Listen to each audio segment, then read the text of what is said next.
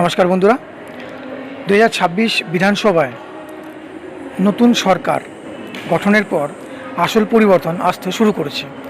গ্রামীণ প্রশাসনের রন্ধ্রে রন্ধ্রে দীর্ঘদিন ধরে যে দুর্নীতির অভিযোগ উঠেছিল তার শিকড় উপড়ে ফেলতে এবার নজিরবিহীন অ্যাকশন মোডে নতুন পঞ্চায়েত মন্ত্রী দিলীপ ঘোষ।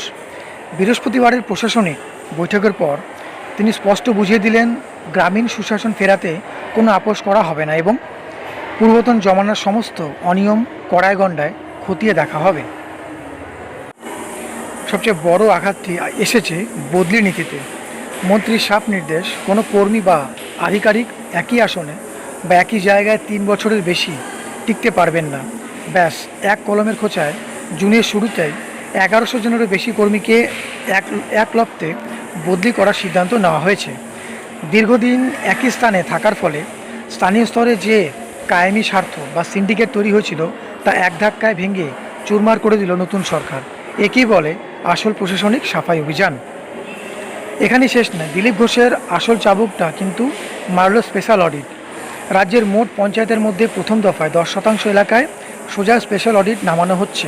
বিশেষত যে সব পঞ্চায়েত এলাকা থেকে গরিবের আবাসন প্রকল্প কিংবা 100 দিনের কাজের ফান্ডের গরমিল নিয়ে বুড়ি বুড়ি অভিযোগ আসত, সেই সব ডেরা গিয়ে এবার ফাইল খতিয়ে দেখবে স্পেশাল টিম।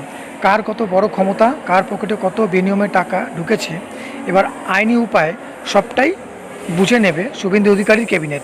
অনিয়ম প্রমাণিত হলে যে কড়া আইনি পদক্ষেপ করা হবে তা স্পষ্ট করে দেওয়া হয়েছে।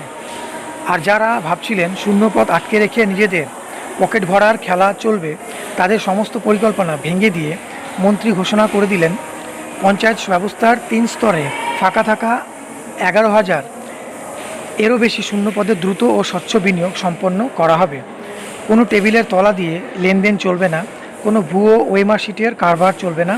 নিয়োগ প্রক্রিয়াকে সম্পূর্ণ স্বচ্ছ ও প্রভাবমুক্ত রাখতে প্রয়োজনে ভিন রাজ্য থেকে নিরপেক্ষ পর্যবেক্ষক এনে পরীক্ষা নেওয়া হবে, যাতে শুধু যোগ্য ছেলেমেয়েরাই চাকরি পায়। প্রশাসনিক মহলের মতে পঞ্চায়েত দপ্তরের এই কালান্তক সংস্কারই বুঝিয়ে দিল, বাংলায় এবার শুধু স্বচ্ছতার সাথে উন্নয়ন হবে আর অনিয়মকারীদের জায়গা হবে শ্রীঘরে। তো যাই হোক, ভিডিওটি ভালো লাগলে একটি লাইক করে দেবেন এবং এই ধরনের আপডেট পেতে হলে চ্যানেলটিকে সাবস্ক্রাইব করে আমার সঙ্গে থাকবেন। এবং যে সমস্ত বেকার প্রার্থীরা রয়েছে, যারা দীর্ঘদিন যাবৎ পরীক্ষা থেকে বঞ্চিত রয়েছে, তাদের মধ্যে ভিডিওটি শেয়ার করে তাদের সহযোগিতা করবেন। ধন্যবাদ।